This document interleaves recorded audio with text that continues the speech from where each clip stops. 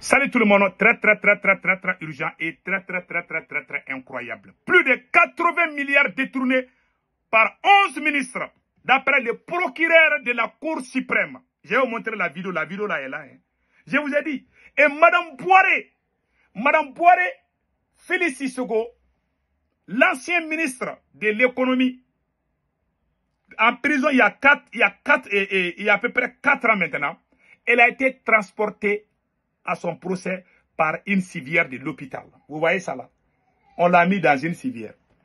Et la réaction de l'ancien ministre de la Justice, Maliki Koulibaly,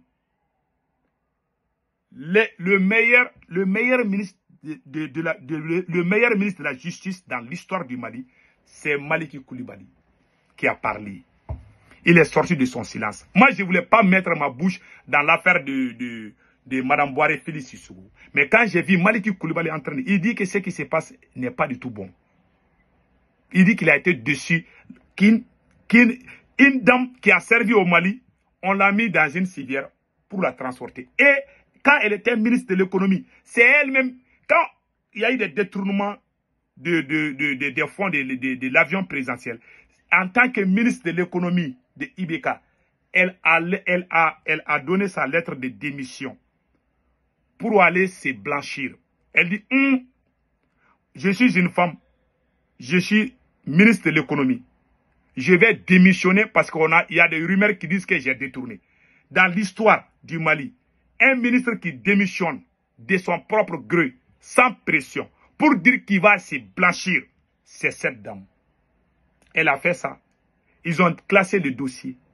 2 fois. Quand Assimi Goïta est venu, il a réouvert le dossier. Moi-même, je croyais que celle-là, elle a détourné. Moi, parce que moi, je ne défends pas les voleurs. Tout le monde sait ça. Les gens qui volent l'argent, là, moi, je ne les défends. Mais celle-là, là, elle est innocente.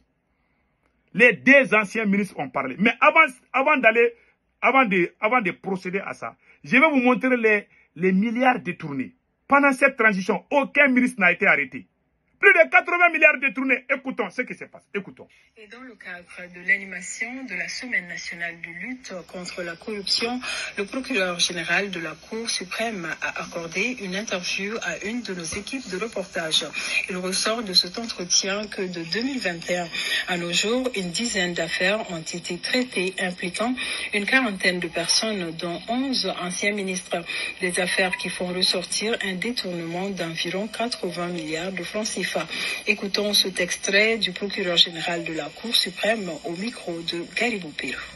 La dizaine d'affaires qui, depuis 2021, qui nous a occupés concerne dans leur majorité les infractions, n'est-ce pas, relevant de la catégorie de la délinquance économique et financière en termes de faux et d'usage de faux, d'atteinte aux biens publics, de corruption, de blanchiment de capitaux, de favoritisme, de prise illégale d'intérêt et la complicité active et passive de ces infractions. Il y a au moins 80 milliards, n'est-ce pas, de préjudices subis par l'État. Mais c'est au bout du procès qu'on va arriver à des certitudes. Pour le moment, les tendances qui se dégagent, c'est que les affaires que nous avons eu à traiter, n'est-ce pas, touchent environ une hauteur de 80 milliards de francs CFA au préjudice de l'État. Par rapport au nombre de personnes inculpées, il faut compter au moins 40 personnes qui sont inculpées, dont 11 ex-ministres et leurs complices, au nombre de 29. Quel jugement vous portez sur... Donc, vous avez tous entendu? Ils ont fait ça là, il y a plus de 6 mois. Personne n'a été arrêté. Ce que je viens de vous montrer là, ce n'est pas aujourd'hui que ça s'est fait. Je vous rappelle, il y a eu des détournements. Le procureur de la Cour suprême m'a dit qu'il y a eu 80 milliards détournés. Pendant cette tradition de Assimi Goïta. 80 milliards ont été. Personne n'est arrêté. Hein. Maintenant, ils vont aller arrêter une dame, une vieille femme de de 70 ans. De plus de 70 ans, elle a été arrêtée. Vous avez tous entendu.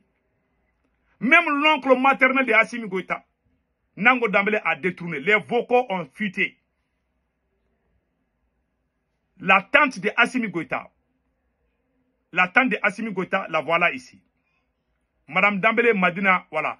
Madame Dambélé Madina Sissoko, ministre des Transports du Mali. Elle a détourné 16 milliards.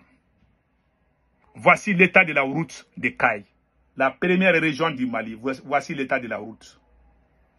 Elle a détourné 16 milliards. Hein. Voilà. 16 milliards. Là, je pense que c'est 16 ou 17 ou 18. C'est entre ça. Voilà. Elle a détourné ça. Hein. Elle a détourné ça. Il n'y a plus de trafic ferroviaire ni rien. Et l'argent est parti en fumée. Elle aussi, son mari, est conseiller à Koulouba, qui est l'oncle de Assimi Goïta. Vous voyez la famille, comment il a introduit la famille. Il est arrivé un moment où on a poussé le dossier, c'est Assimi lui-même qui a dit d'arrêter. Parce qu'il a dit que ses parents allaient être dedans. Et pire encore de tout ça là, ça c'est l'oncle maternel de Assimi Goïta, Nango Dambélé. Ça c'est l'oncle, le petit frère de la maman. Voilà, le petit frère de la maman de Assimi Goïta, Nango Dambélé, l'ancien PDG de la CMDT, a fui au Mali pour venir se cacher aux États-Unis, pour ne pas être emprisonné, qui a détourné des milliards. Plus de 80 milliards d'engrais ont été détournés à cause de lui et la maîtresse de Assimi Goïta. Les deux ont bouffé l'argent.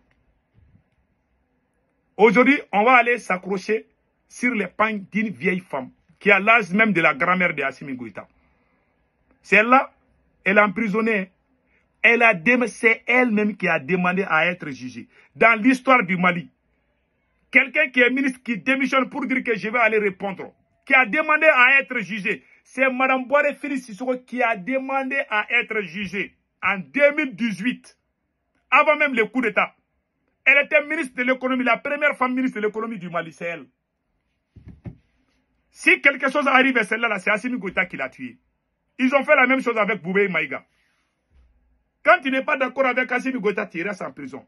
Tu es voleur, tu es avec Assimi Goïta, toi tu ne vas pas en prison. Justice à deux vitesses. C'est la plus médiocre image dans l'histoire de la justice malienne. C'est la pure vérité. Et tout le monde est en train de critiquer partout. Ce qui se passe au Mali, c'est la plus grande honte du siècle. J'ai honte de ce qui se passe chez moi. Voilà une vieille dame de 70 ans. Elle est malade. Elle est dans un état critique. On ne sait même pas ce qui se passe. Il y a des choses que moi je ne vais pas dire. Elle est dans un état critique. Je le dis bien. Elle n'a pas volé, hein, c'est qu'on la reproche là. Il y a des militaires même qui ont volé. C'est ce que Mohamed Ali Bachili a dit. Quand on a interrogé l'ancien ministre Mohamed Ali Bachili, il a tout dit. Il a tout dit. Elle a été transportée de l'hôpital à une civière. Et vous dites que nous sommes dans un état de droit. C'est elle, en tant que ministre de l'économie, qui a démissionné de son propre gré, sans pression. Parce que c'est une dame. Il y a des gens, ils ne veulent pas qu'on leur colle les mensonges. Quand les gens ont commencé à dire, elle n'a jamais caché, elle n'a jamais pris un franc. Celle-là. Elle a demandé à être jugée. Ils ont classé le dossier sans suite. Pourquoi moi je défends ce dossier? Parce que Maître Maliki Konaté, l'ancien ministre de la Justice du Mali, et l'ancien procureur, le premier dans l'histoire du Mali qui a démissionné en tant que procureur pour dire qu'il y a l'injustice au Mali, c'est lui. C'est lui. Tu sais, quand il y a procureur, il y a des hauts cadres de l'État qui mettent des prisons. Lui, il n'a jamais aimé. C'est un homme intègre. C'est lui qui dit aujourd'hui que mais ce qu'on fait à cette dame-là, c'est inacceptable. C'est lui, hein, il est sorti de son silence. Il dit que cette femme lui a adressé une lettre. Quand lui, il était ministre de la Justice du Mali, la dame lui a adressé une lettre pour qu'on la juge. Une personne qui dit, jugez-moi, parce que je ne veux pas que mon nom soit gâté. Si cette personne est mauvaise, ne va jamais faire. Tous les Maliens sont unanimes là-dessus. C'est elle-même qui a demandé à être jugée.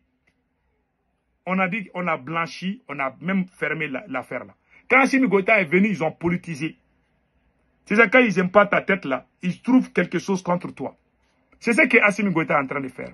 Mais les magistrats qui sont dans ces choses-là avec Assimi Goïta, les jours qu'Assimi va partir, vous serez tous jugés. Je suis désolé, mais c'est la vérité. On a vu des gens aux cybercriminalité, on a vu des gens en train d'insulter les Maliens, ils ne sont pas allés en prison. Hein. On a les preuves. des gens qui font des injures publiques, des menaces de mort. Ils ne sont pas allés en prison. Ils ne sont pas emprisonnés. Parce qu'ils sont pro-Assimi Goïta. Voilà l'image de la justice malienne aujourd'hui. C'est la honte. Et le monde entier nous voit. Hein. Le monde entier nous voit. Des Maliens qui se lèvent pour faire des menaces de mort, ils ne sont pas en prison.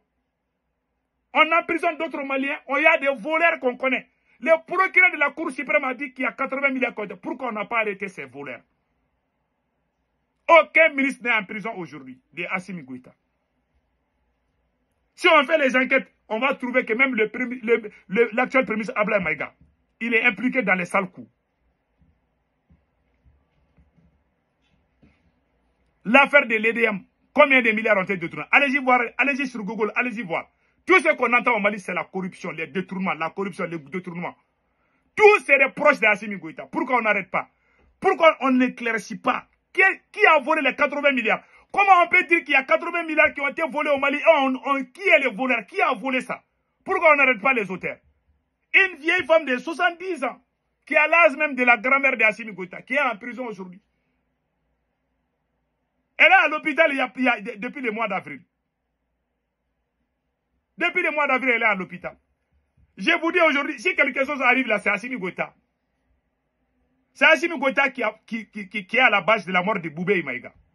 Ils ont tout politisé au Mali.